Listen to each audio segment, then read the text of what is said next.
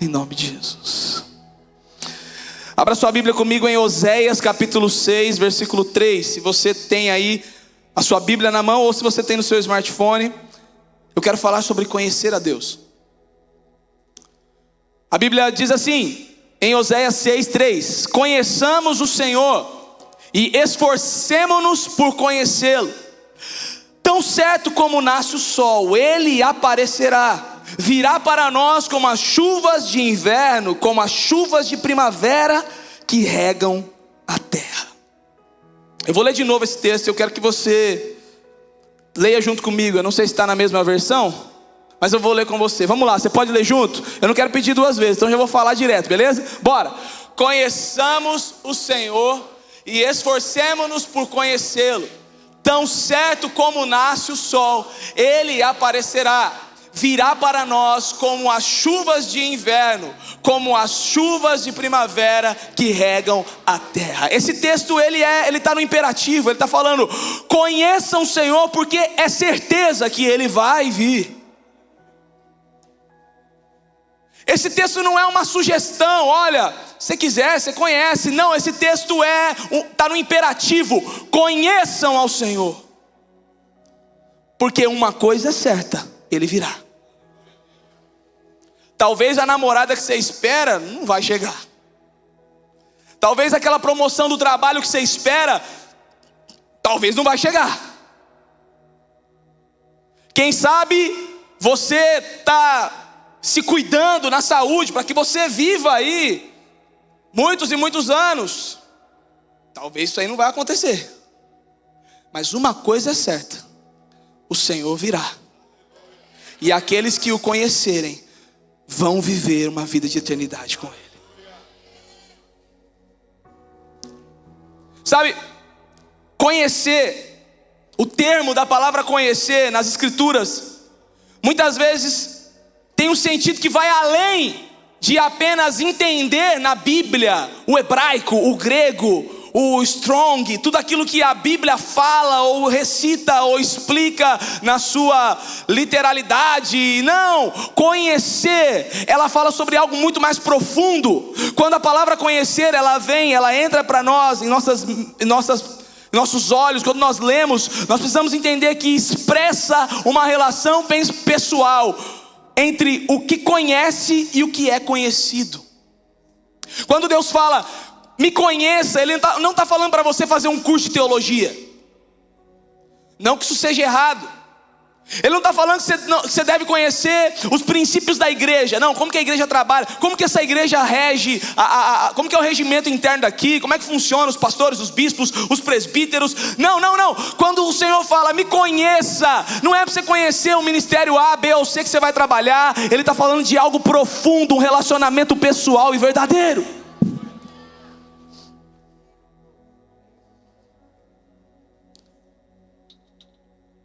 É sobre isso que eu quero ministrar hoje.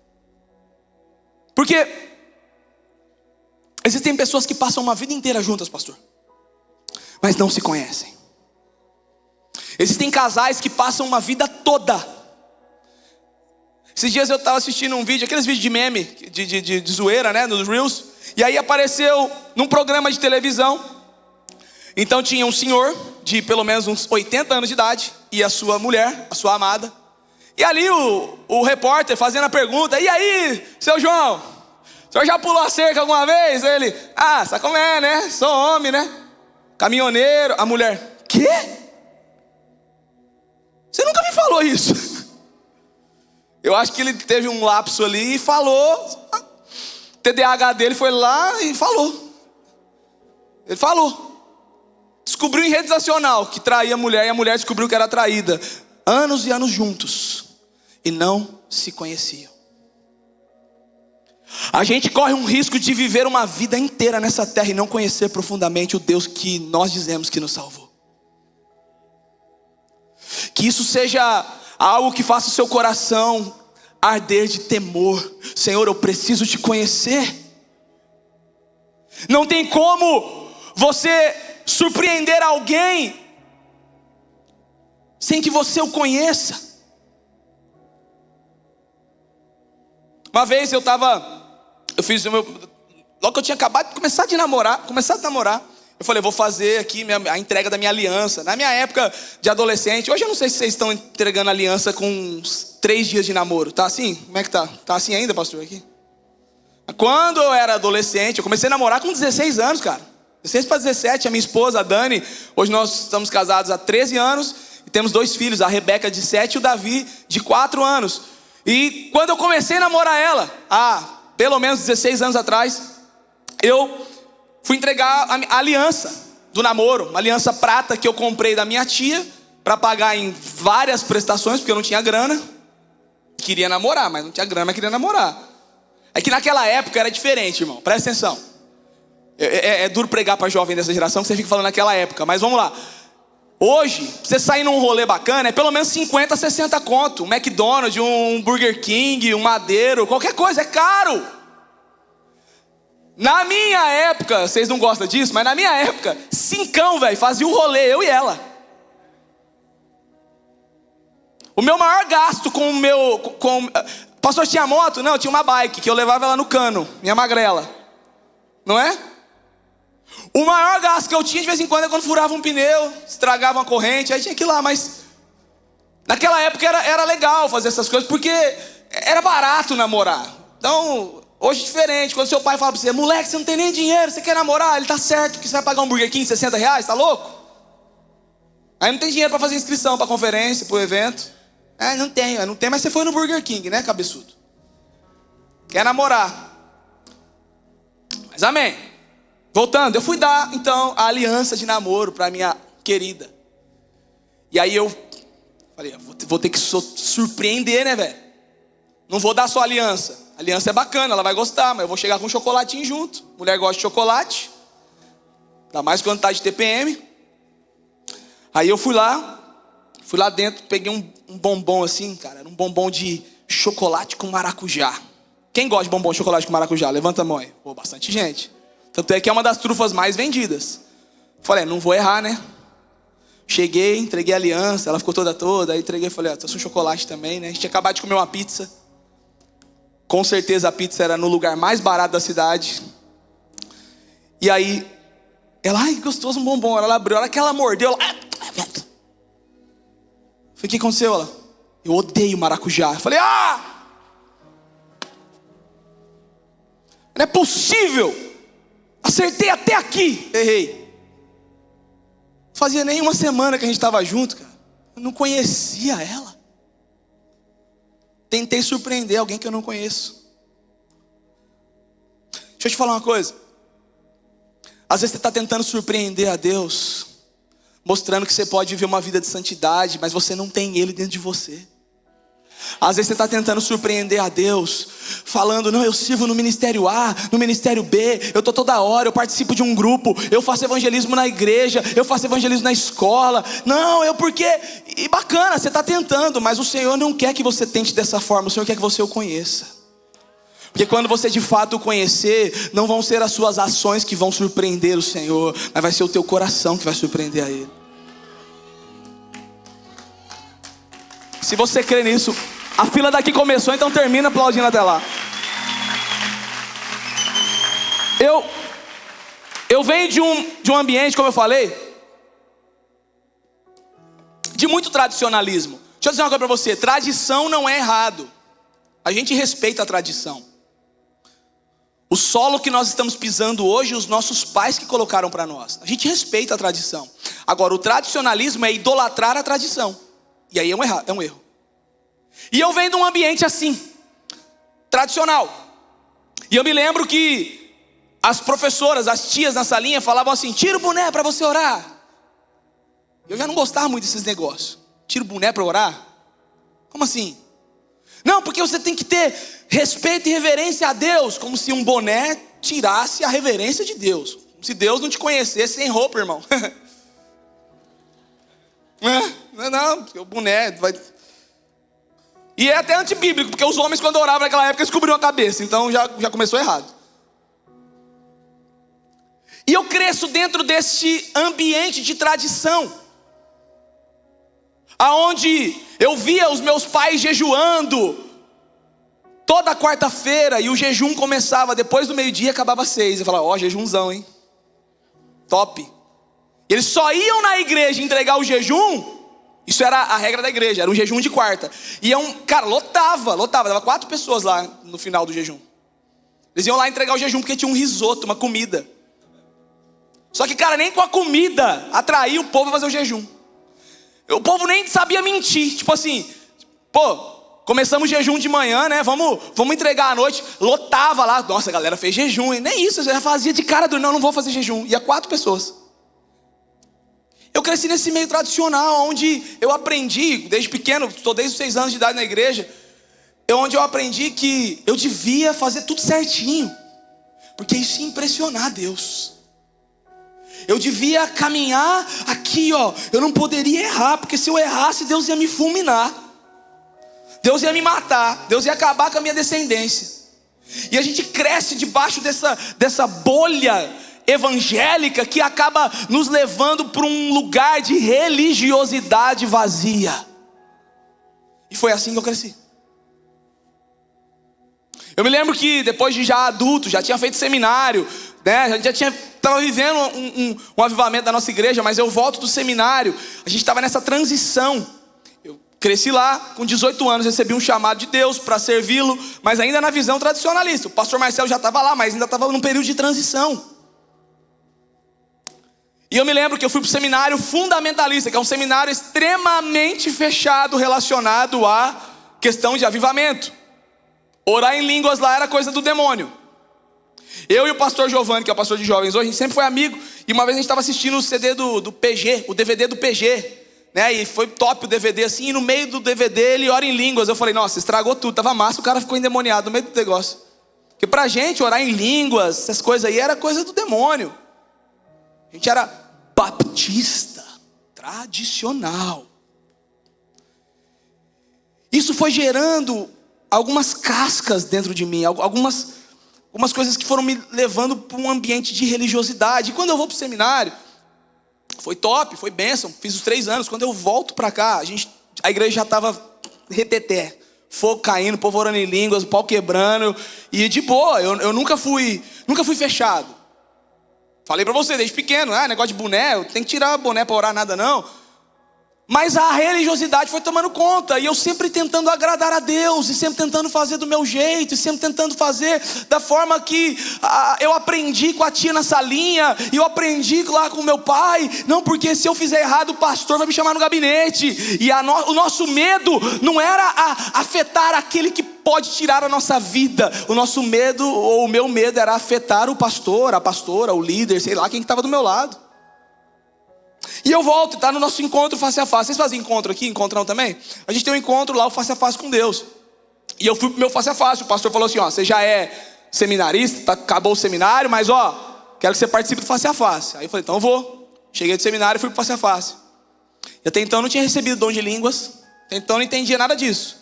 Para mim ainda estava com aquela parada da escola de línguas, né? Que a galera ensinava a orar em línguas. Vamos lá, fala balachida, bala house rápido 10 vezes. Balachida, aí você começa a falar em línguas. Rolou isso aí uma época nas igrejas para lá. Aulas de línguas estranhas. Tem que aprender a falar em línguas. E eu tinha isso na minha mente. Falei, cara, isso aí é um negócio que é complicado, velho.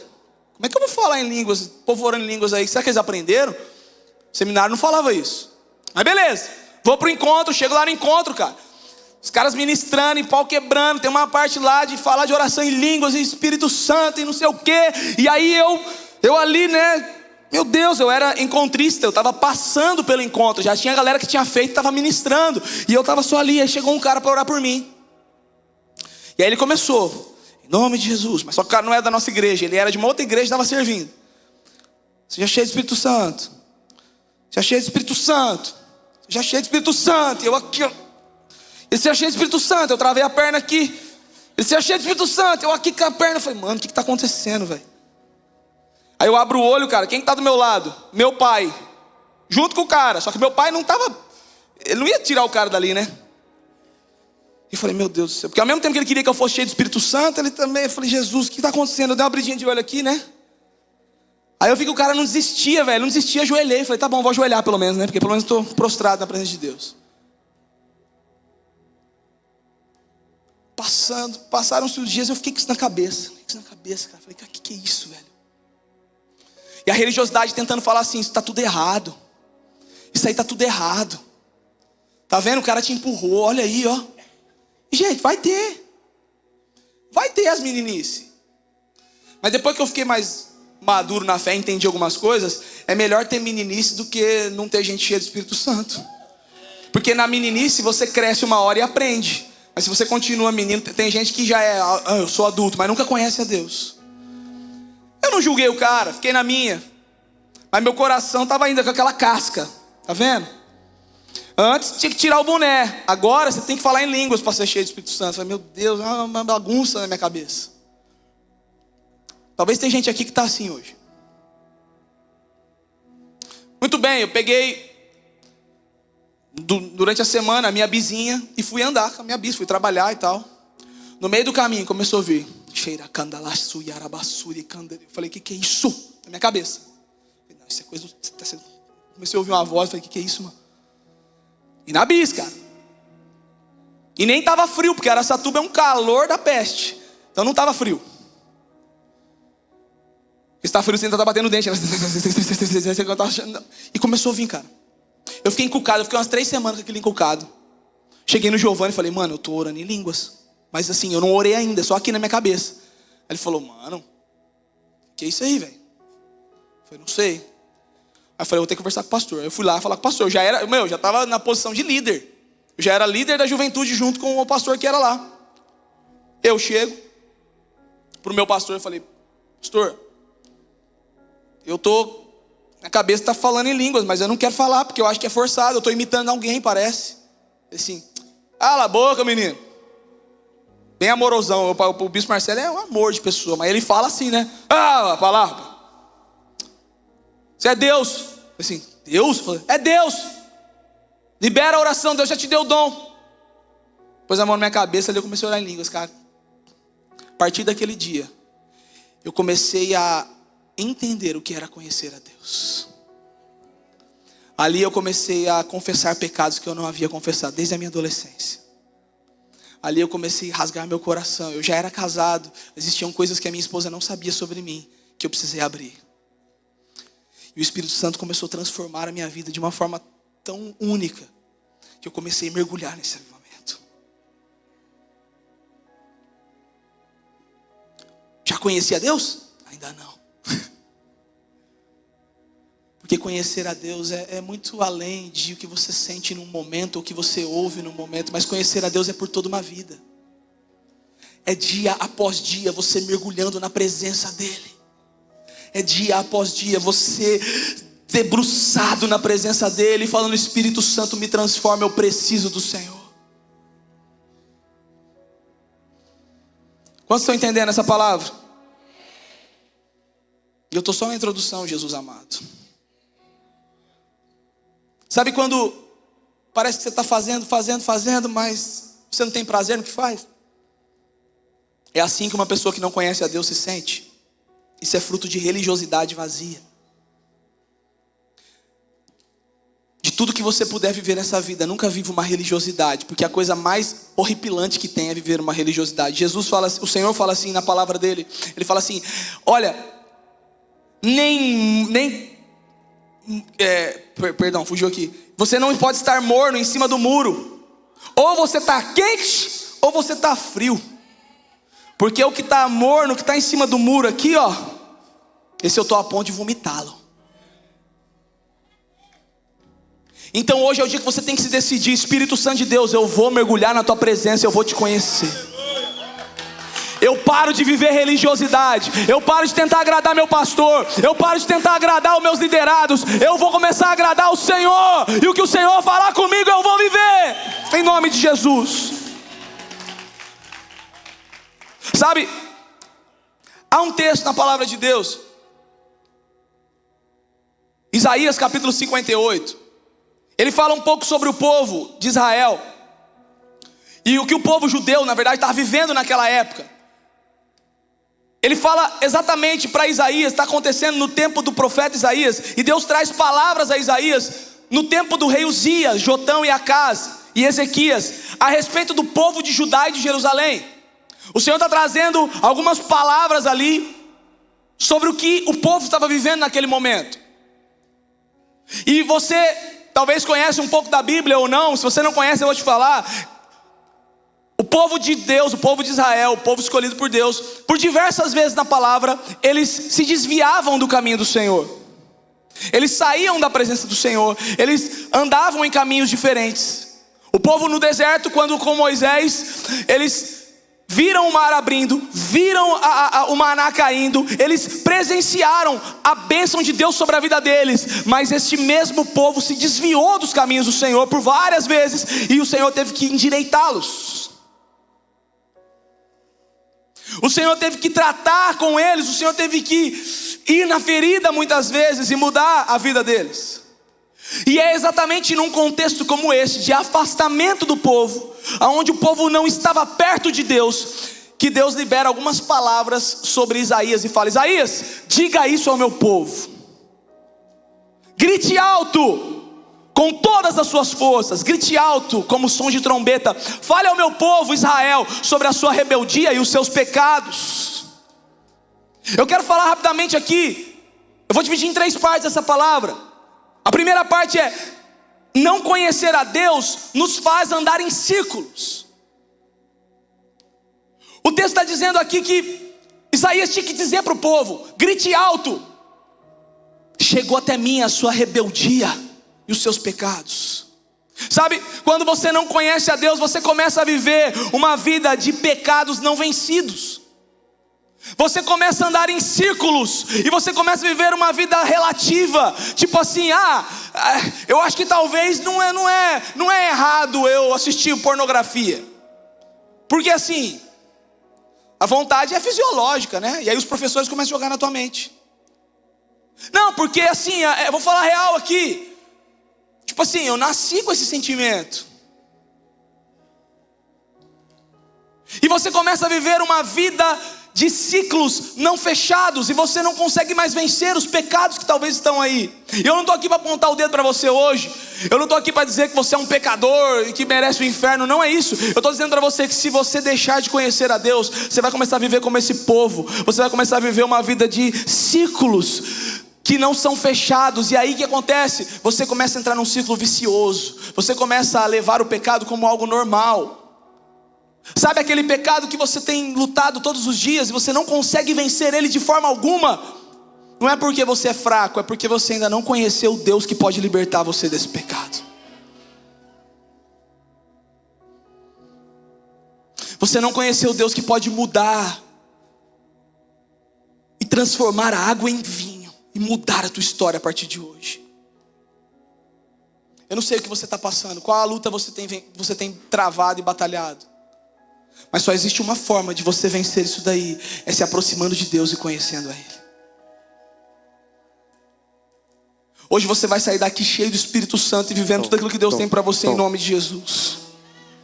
Não conhecer a Deus nos faz andar uma vida de engano e falsidade. Apesar disso, olha o que o texto diz: agem como se fossem piedosos, venham ao templo todos os dias. Olha aqui, parecem ter prazer em aprender a meu respeito. Agem como nação justa, que jamais abandonaria as leis do seu Deus. Pedem que eu atue em favor e fingem querer estar perto de mim. Olha o que Deus está falando para o povo. Ei, Deus está falando isso para o povo: vocês se afastaram de mim, mas apesar disso, vocês vivem como se fossem de boa. Somos crentes, somos cristãos. Vocês vão ao templo todos os dias. Quantos cultos tem aqui semanalmente? Não, semanalmente, todos os dias da semana. Quarta e domingo tem. Legal. Talvez você está aqui, você vem em todos os cultos. Você vem. É o que o texto está falando. Você se aproxima de Deus, você tenta se aproximar de Deus, mas você não o conhece verdadeiramente. Agem como nação justa, que jamais abandonariam. Aí pergunta para você assim: filho, você ama a Deus? Eu amo a Deus. O texto está dizendo isso: pedem que eu atue em favor de vocês e fingem querer estar perto de mim. só quero a ti. Aí você vem, e nada mais, Seu Espírito Santo. Só que na verdade você não está vivendo uma profundidade, você está vivendo uma religiosidade. E eu não estou falando que levantar as mãos, cantar e orar em línguas é religiosidade. Estou dizendo que se o teu coração não conhece de verdade o Deus que você serve, se os seus pecados você não consegue vencê-los, se você vive uma vida de libertinagem, sinal de que você de fato não conhece. Você está levantando a mão, tentando se aproximar, você pede a bênção, você clama para Jesus, mas aí o Senhor fala assim: beleza, você quer o que eu te dou, mas você não quer o principal, que é a minha presença. Você quer as minhas mãos, mas você não quer a minha palavra que te muda e transforma. O texto está dizendo aqui para o povo, continua. Você começa a viver uma vida de vitimismo. Aí você está ali, Deus falando para o povo assim, vocês falam para mim: jejuamos diante de ti, Senhor, porque não prestas atenção em mim.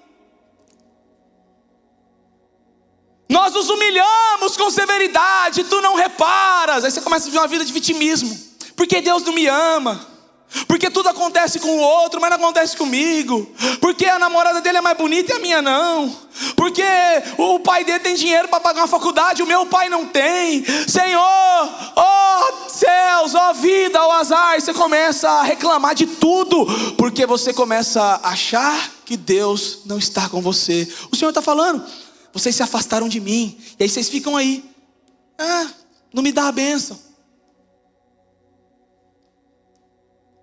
Vocês começam a praticar rituais sem fundamento. O texto fala: vou lhe dizer o porquê que eu não respondo a vocês. Deus está falando: eu vou falar o porquê que vocês talvez não ouvem a minha voz. Eu respondo: é porque jejuam para satisfazer a si mesmos. Enquanto isso, oprimem os seus empregados. De que adianta jejuar e continuar a brigar e discutir? Com esse tipo de jejum eu não ouvirei as suas orações. Vocês se humilham ao cumprir os rituais, curvam a cabeça como junco ao vento, vestem-se de pano de saco e cobrem-se de cinzas. É isso que chamam de jejum? Acreditem mesmo que isso vai me agradar? É o bombom de maracujá. É o bombom de maracujá, você tentando agradar alguém que você não conhece.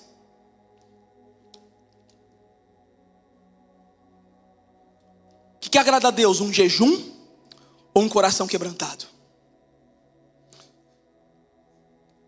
O que agrada a Deus? 8 horas de oração? Ou talvez uma oração que fala assim: Senhor, eu me arrependo.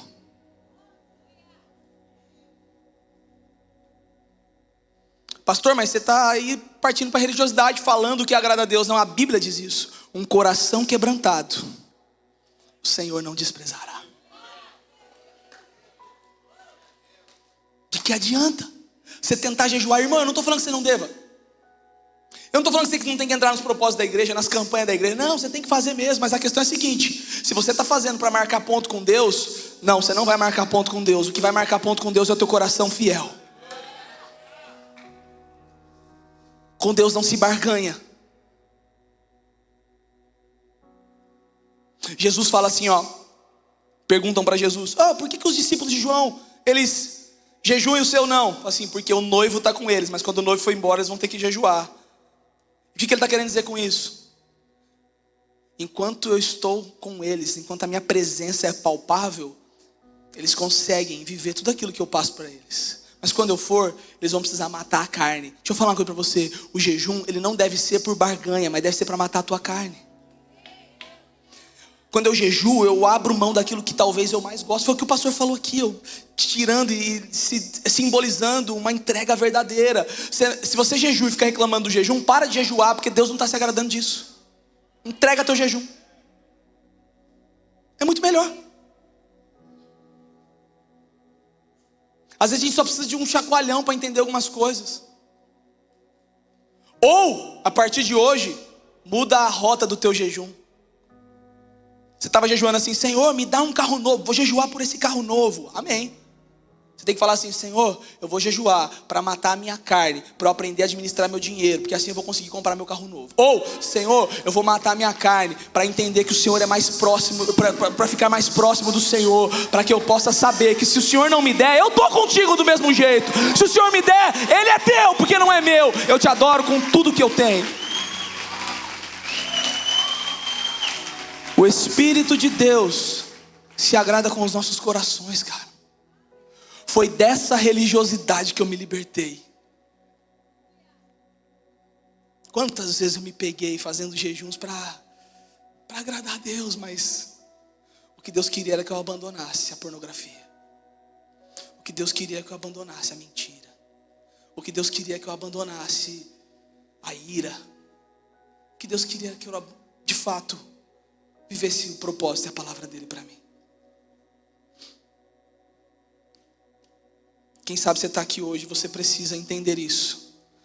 Em nome de Jesus você vai vencer esses pecados ocultos. Em nome de Jesus você vai parar de viver uma vida de engano. Em nome de Jesus você não vai mais se vitimizar. E em nome de Jesus você vai parar de praticar rituais sem fundamento. Você vai entender o que você está fazendo. Deus está interessado em que você o conheça para que ele seja glorificado. Deus não começou uma obra na vida de ninguém sem antes se revelar profundamente a eles. Abraão, Moisés, Davi, os profetas, Deus se revelou a eles. Ei, Moisés vivia debaixo de uma religiosidade. Moisés não conhecia a Deus. Moisés tinha ouvido falar. Moisés sabia que ele não era daquele lugar, porque ele tinha um propósito em outro lugar. Mas teve um dia que Deus falou assim: vem cá que você precisa me conhecer agora. Vem cá que eu preciso mudar a tua vida e a rota da tua vida a partir de agora. E ele chama Moisés para uma sarça. Ele fala: tira a sandália do teu pé, porque esse lugar é santo. Deus começa a santificar Moisés. Deus se revela. Abraão conheceu a Deus, o Deus provedor, quando o seu filho foi pedido a ele. E ele não negou o seu filho a Deus. Mas Deus também não permitiu matar. E Deus proveu o cordeiro. Abraão conheceu o Deus provedor. Moisés, como eu disse, conheceu o Deus libertador e poderoso. Falou com ele face a face. Davi conheceu o Deus perdoador e misericordioso. Os discípulos conheceram o Deus vivo e encarnado. E nós precisamos conhecer o Deus que habita em nós, cara. Esses caras todos tiveram um relacionamento com Deus. No momento, no encontro, o Espírito os encheu por um tempo. Mas depois que o véu rasgou e o Espírito soprou sobre nós, eu e você temos o Espírito habitando dentro de nós. E muitas vezes nós não conhecemos aquele que habita dentro de nós, cara. Quem sabe você está aqui hoje e você ainda não foi batizado pelo Espírito Santo. Hoje é dia de você sair daqui mergulhado na presença dele, batizado. Porque a partir desse momento que você recebe um batismo, você vai sendo transformado de glória em glória. E dia após dia você vai melhorando. E aí eu quero falar sobre isso. Quando nós conhecemos a Deus, nós fluímos melhor naquilo que ele quer de nós. Aí tem gente nessa geração que fica assim, ó. Eu amo essa geração, mas tem uns negocinhos que eles ficam assim: pastor, você pode orar por mim? Por quê? Porque eu preciso que você me revele o meu propósito. Ei, eu sou mãe de Ná. Se Deus me der alguma coisa, beleza, mas Deus não falou nada. E aí a pessoa fica ali: não, me dá uma palavra, preciso de uma palavra. Eu quero a palavra, me dá a palavra. Aí vai no culto do profeta, porque quer ouvir a palavra do profeta, beleza. Mas aí fica sentado assim, ó. Entregou para ela, mas não entregou para mim. Mas ela estava fazendo um monte de coisa errada que eu vi semana passada no Instagram dela. Agora está aqui recebendo palavra profética. E eu que estou aqui buscando faz 10 anos, nunca recebi uma palavra profética. E não vai receber. Não vai, desse coração ele não vai receber mesmo não. Deus vai falar assim, ó: se eu falo lá na Bíblia, vai ler a palavra, você não está lendo. Porque ela talvez fez errado semana passada, mas leu a Bíblia. Olha aqui, meu pastor fala uma coisa assim: nunca aponte o dedo para ninguém, porque você não sabe o que ela orou com Deus de manhã. Você não sabe o que ela falou com o Espírito Santo de Deus. E aí você fica atrás da palavra profética. Eu quero a palavra. Aí você vai no culto do pastor que tem a palavra. Aí você vai não sei na onde, e você parece um canguru, sai pulando aí de igreja em igreja, ouvindo ou querendo ouvir a palavra profética. Mas Deus já te deu um propósito e você não está cumprindo ele. Deus já falou com você: olha, você quer servir no louvor? Louvor da Cabana é legal? Você quer servir aqui? Ninguém te chamou ainda, né? Ou você foi na audição, mas não passou ainda, né? É porque o seu primeiro propósito você não está cumprindo. Você não adora nem em casa. Você não busca Jesus.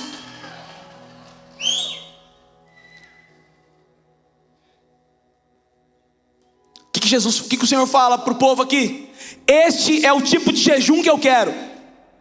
Partindo para o final. Foi falso isso aí. Pera aí, foi fake. Fake news. Este é o tipo de jejum que eu quero. É o que Deus fala. Soltem os que foram presos injustamente. O que o Senhor quer de mim e de você? Atos de justiça. Que Deus está falando com o povo aqui? Que adianta vocês orar, jejuar, mas vocês estão prendendo gente injustamente. Vocês estão fazendo um monte de coisa errada. Outra coisa, atos de um caráter transformado por Deus. Ele fala assim: aliviem as cargas dos seus empregados.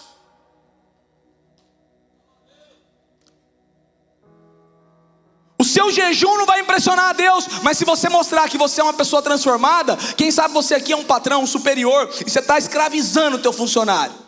Você está sendo aqui, sovina, apertando. Em nome de Jesus, para de fazer isso com ele. Ele fala aqui, você quer saber o jejum que eu gosto?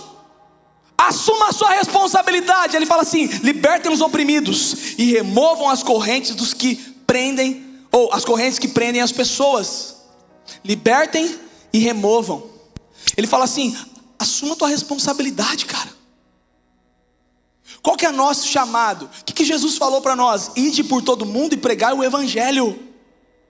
Existem pessoas que precisam ser libertas. Existem pessoas que estão presas por Satanás. Ei, Jesus vai libertar através do nome dele, mas ele vai precisar dos intermediários, aqueles que vão lá e tiram essa pessoa desse lugar, e falam do amor de Deus, e transforma aquela pessoa, e muda aquela pessoa, e traz ela para o caminho certo. Ei, a pessoa está andando no caminho tudo errado. Você está vendo ela morrer, você deixa ela morrer.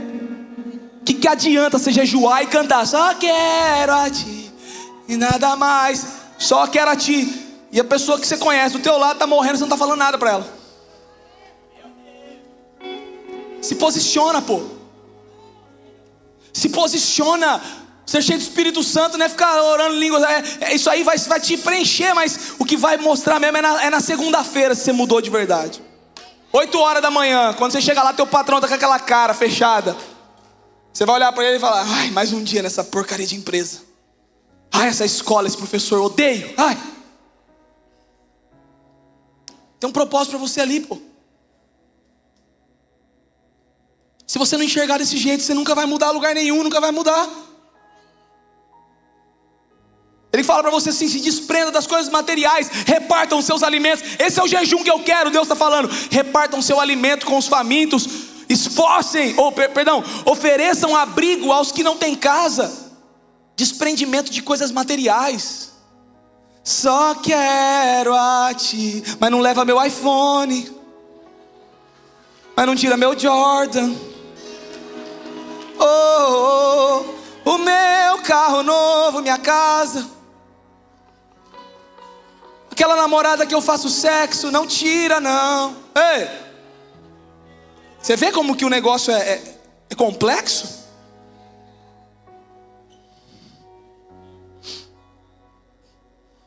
O que Deus está falando com você hoje, cara? Ser cheio do Espírito Santo não é oba-oba não, cara. Deus quer que você viva uma vida de generosidade. O seu pastor falou isso aqui. Deem roupas aos que precisam. Não se escondam dos que carecem de ajuda. Esse é o jejum que eu quero. Deus está falando: esse é o jejum que eu quero. Eu quero que você viva e me conheça, para que você faça o que eu amo e não o que você ama. Sim, eu vou deixar você viver algumas coisas que você ama. Eu estou disponibilizando o mundo. Eu sou o pai, eu sou o dono da prata e do ouro. Tudo isso você já tem. Mas o que eu quero de você é muito mais. É um coração quebrantado. É uma entrega verdadeira.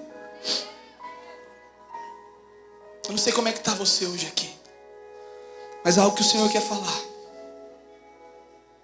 Tem muita gente presa em muitas coisas.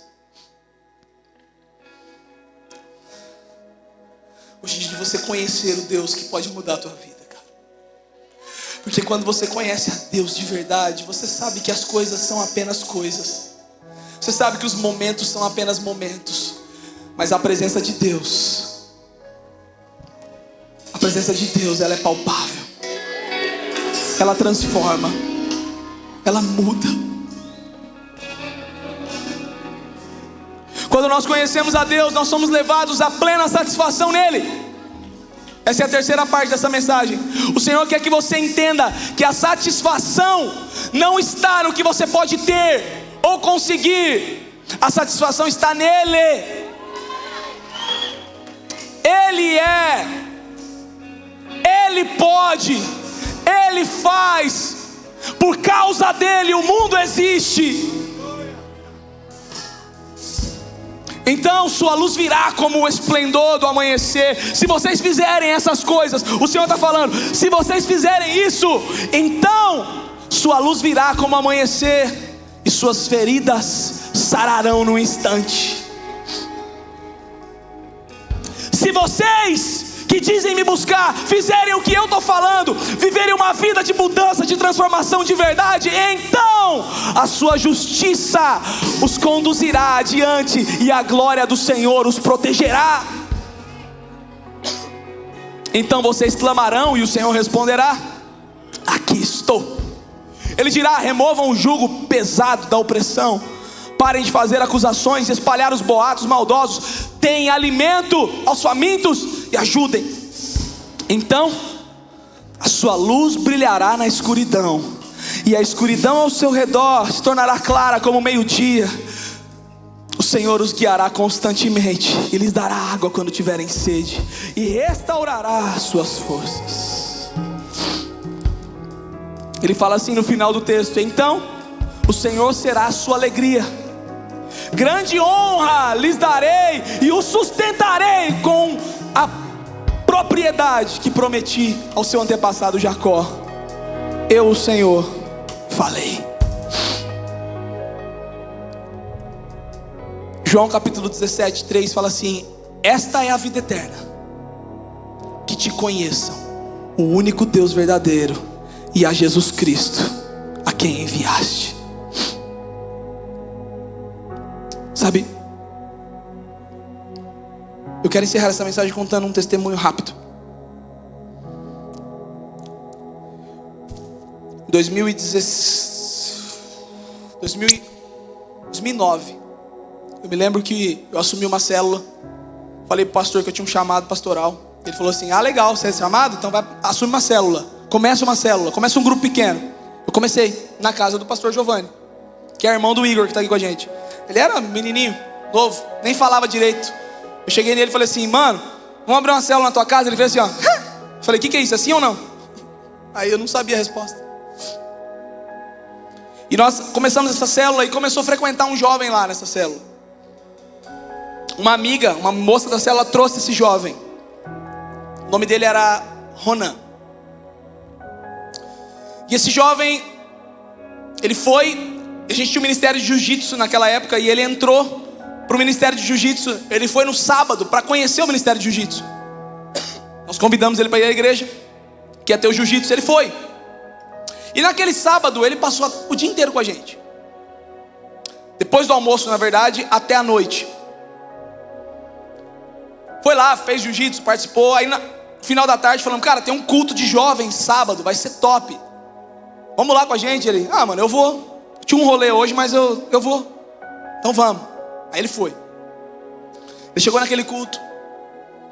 Devia ter umas 100 pessoas ali. O pastor estava pregando.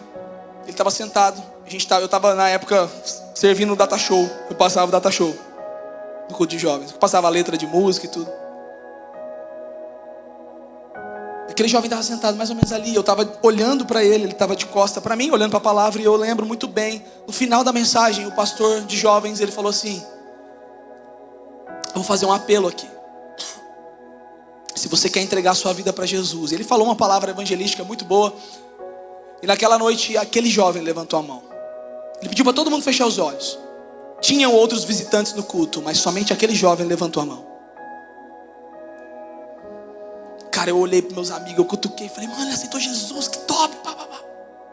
Acabou aquele momento, nós saímos, nós falamos, vamos dar um rolê agora? A gente não cansou de sair com ele. Vamos dar um rolê. Fomos para casa de uma amiga nossa.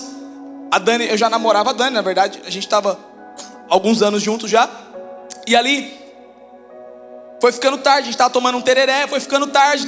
Era mais ou menos 1h da manhã. Nessa época eu já tinha minha moto. Já tinha mais de 18 anos. E aí eu falei, vambora galera, vambora, já deu a hora e tal. Fui embora. Quando eu chego na casa da Dani, eu fui entregar ela, deixar ela no portão. Dei um beijinho nela, ouvi barulho de tiro. Pá, pá, pá, pá, pá. Falei, que é isso? Falei, amor, acho que isso é tiro. E ela morava num bairro meio barra pesada lá. Aí eu falei, acho que isso é tiro. Aí ela falou, vai embora então. Eu falei, vai embora. Pelo menos o tiro já passou, né? Eu falei, vai embora. Cheguei em casa, cara, meu celular, na época um Sony Ericsson,